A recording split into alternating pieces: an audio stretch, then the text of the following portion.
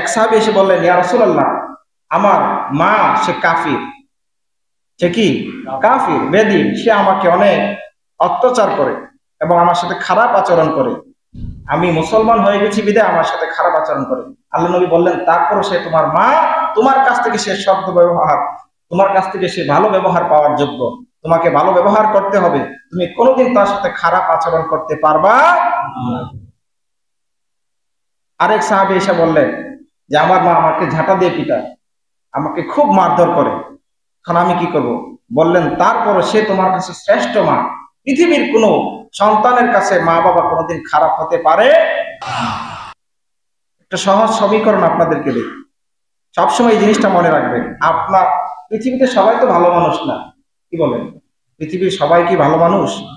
খারাপ মানুষ আছে না? ওই খারাপ মানুষগুলো তো কারো না কারো মা বাবা, কি বলেন?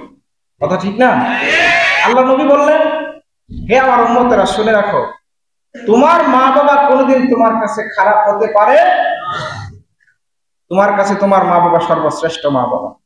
কারণ কোনো মা বাবা সন্তানের খারাপ চান না, অমঙ্গল চান, কোনো মা বাবাই চান না।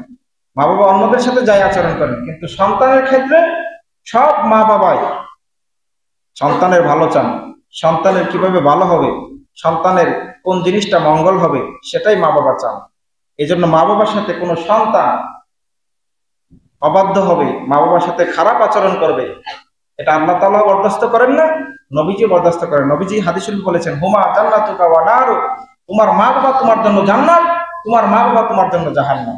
অর্থাৎ মা বাবাকে খুশি করতে পারলে, সন্তুষ্ট করতে পারলে জান্নাত। মা বাবা যদি অসন্তুষ্ট থাকে, তোমার উপর অখুশি থাকে, নারাজ থাকে, তাহলে তোমার জন্য জাহান্নাম। যেটা বলুন নাউজুবিল্লাহ।